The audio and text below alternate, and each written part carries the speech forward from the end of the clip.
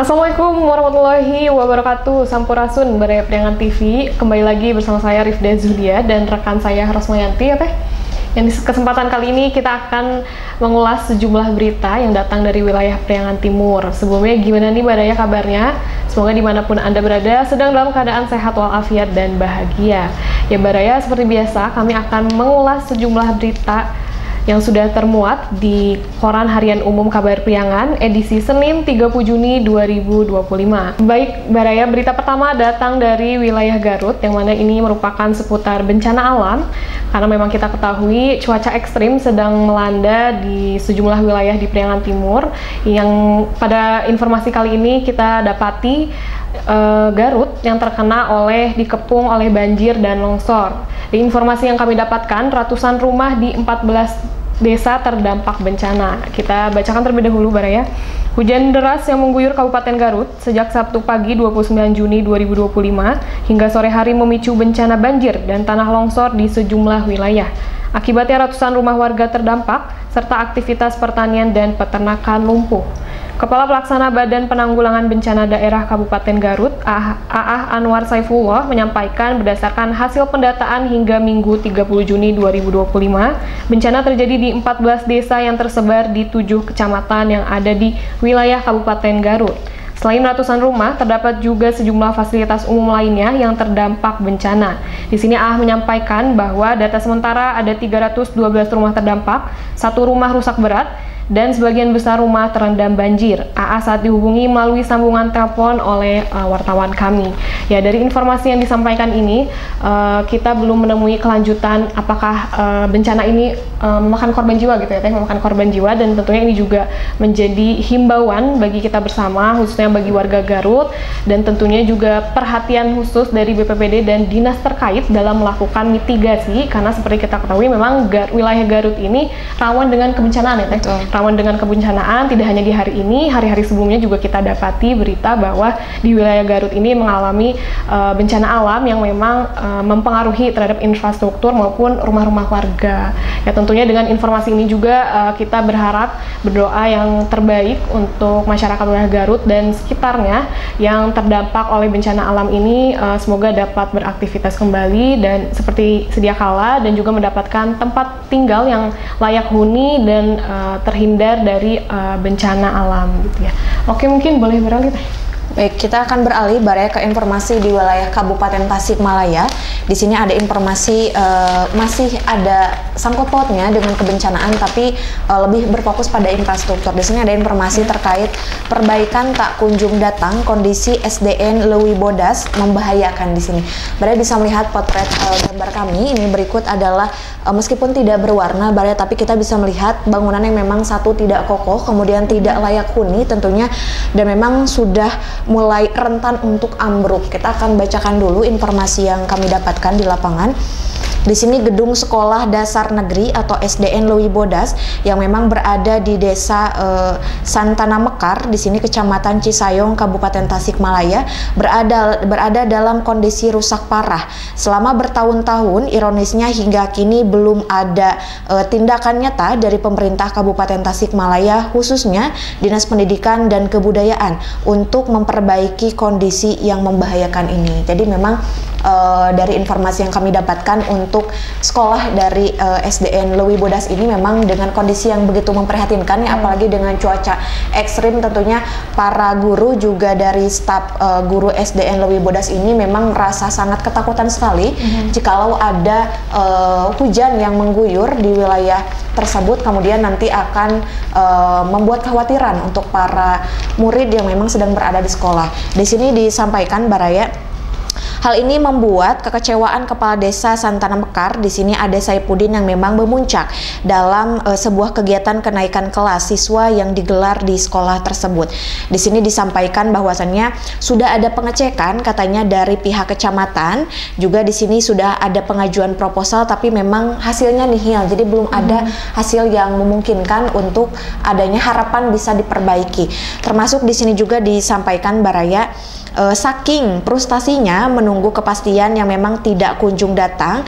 Di sini Ade juga mengutarakan terkait niatnya untuk membangun sekolah secara swadaya bersama. Jadi dari rasa kekecewaan yang begitu mendalam karena memang tidak ada hasil yang diharapkan, dari pihak para guru juga masyarakat berkomitmen untuk bisa bahu-membahu bergotong royong untuk memperbaiki sekolah SDN Leuwi Bodas ini secara swadaya. Artinya secara swadaya ini sebetulnya memang tidak diperbolehkan, namun karena memang ada kekecewaan kepada pemerintah setempat karena tidak ada langkah konkret yang dilakukan, maka dari pihak sekolah berusaha keras untuk bisa memperbaiki sekolah secara mandiri meskipun secara aturan memang tidak diperbolehkan.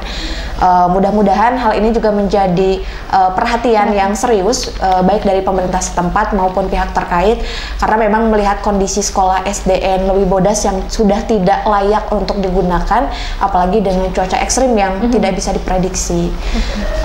Bisa dilanjut, Tarifda? Oke, kita beralih ke berita ketiga ya Baraya. Ini datang dari wilayah Kota Tasikmalaya, yang mana informasi ini tentunya menjadi pemicu semangat juga dalam bagi pelajar dalam meraih prestasi akademik maupun non akademik. Nah, ini datang dari wilayah Cihideng nih Baraya, yang mana ini kita bisa melihat di sini ada potret kejuaraan antar satuan latihan kejursat yang dilaksanakan di Komplek Dadaha pada Sabtu 28 Juni 2025. Tentunya peserta kejuaraan kejursat ini, kejuaraan satuan latihan ini sangat antusias nih dalam mengikuti olahraga tarung derajat, yang mana kegiatan ini dihadiri juga oleh Wakil Wali Kota yaitu Diki Chandra.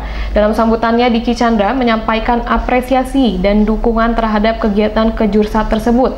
Diki juga mengenang masa lalunya yang cukup dekat dengan dunia silat, ya, karena memang event kejuaraan sarlat tarung derajat Tasikmalaya ini sudah resmi dibuka, yang mana ini menjadi informasi juga bagi para pelajar agar terus giat dalam mengembangkan potensinya tidak hanya di akademik tapi juga di non akademik. Nah, di sini sementara itu Ketua Pelaksana Kejursat Insinyur TBM Satria ST menjelaskan bahwa ajang ini menjadi bagian dari proses pembinaan dan regenerasi baik dalam pengurusan maupun atlet. Khusus untuk kategori pelajar, para juara akan diusulkan mewakili Kota Tasikmalaya di Kejurda Pelajar, sedangkan atlet mahasiswa yang juara akan dipertimbangkan masuk seleksi Pomnas Jawa Barat.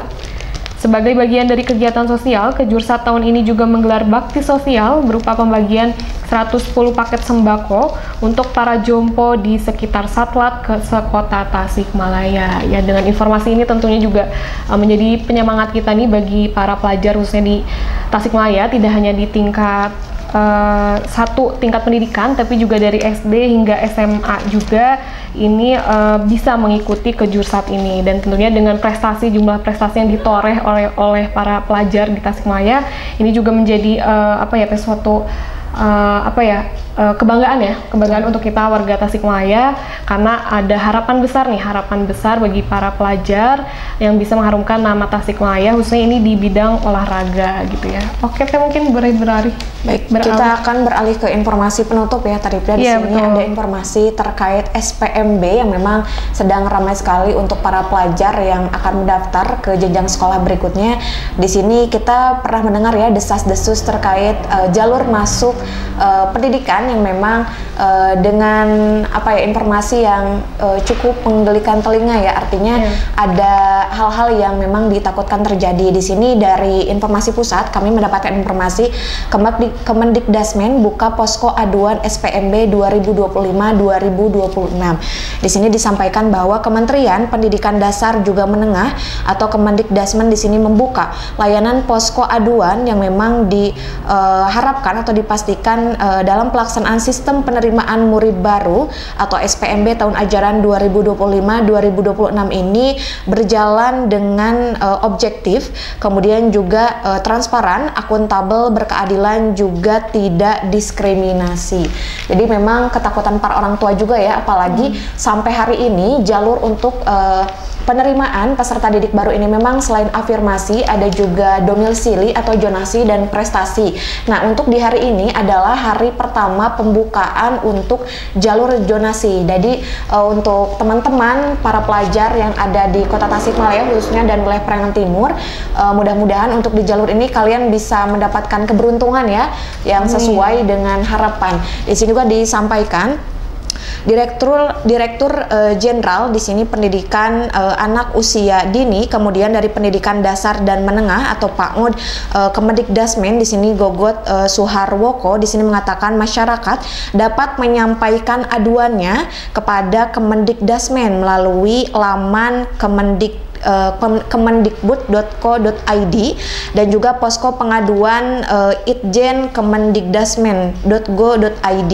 Di sini juga disampaikan Baraya untuk orang tua siapa saja masyarakat di seluruh Indonesia tolong bisa disampaikan kepada pihak Kemendikdasmen jikalau ada kecurangan di posko kami katanya. Jadi memang dari pusat juga sudah memberikan ruang ya untuk masyarakat dan juga orang tua yang memang sedang hari ini sibuk ya untuk mendaftarkan anak-anaknya ke jenjang pendidikan berikutnya. Jadi jikalau memang menemukan kecurangan-kecurangan yang tidak sesuai dengan prosedur yang berlaku seperti informasi yang telah kami sampaikan terkait jual beli kursi dan lain sebagainya, Baraya bisa langsung ya melaporkan ke laman yang tadi di kemendikbud.go.id ataupun nanti di kemendikdasmen.go.id. Jadi itu sebagai laman resmi atau portal resmi ya untuk pelaporan aduan terkait hal-hal yang memang ditemukan di lapangan yang memang orang tua dan bayar rasa itu tidak sesuai dengan prosedur yang diharapkan. Karena memang sudah mulai ke waktu penutupan pendaftaran, artinya ini juga menjadi langkah nyata dari Kementerian Pendidikan juga serta Kebudayaan untuk bisa memberikan antisipasi juga kepada masyarakat jikalau memang menemukan hal-hal yang demikian. Dan mudah-mudahan untuk adik-adik sebetulnya sudah ada pengumuman ya dari jalur sebelumnya, dari prestasi dan juga dari jalur afirmasi. Mudah-mudahan di jalur zonasi atau domisili ini adik-adik pelajar bisa diterima di sekolah yang diharapkan, juga tentunya nanti bisa beraktivitas seperti biasa di sekolah yang baru dengan semangat baru dan juga tentunya dengan lingkungan yang baru. Seperti itu Tarifda. Oke, mungkin itu dia ya Teh tadi sejumlah berita yang sudah kita ulas nih Baraya. Nah Baraya, jika dirasa informasi yang tadi kami sampaikan itu tidak menemukan kejelasan, itu Baraya bisa cek langsung di portal kita, dan juga untuk mendapatkan kelanjutan informasi yang sudah tadi kita ulas itu, Baraya bisa cek di portal kabarpriangan.pikiranrakyat.com.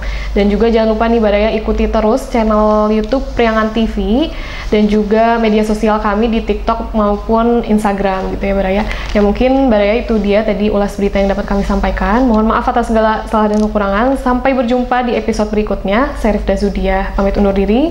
Saya Rosmanti pamit undur diri. Wassalamualaikum warahmatullahi wabarakatuh.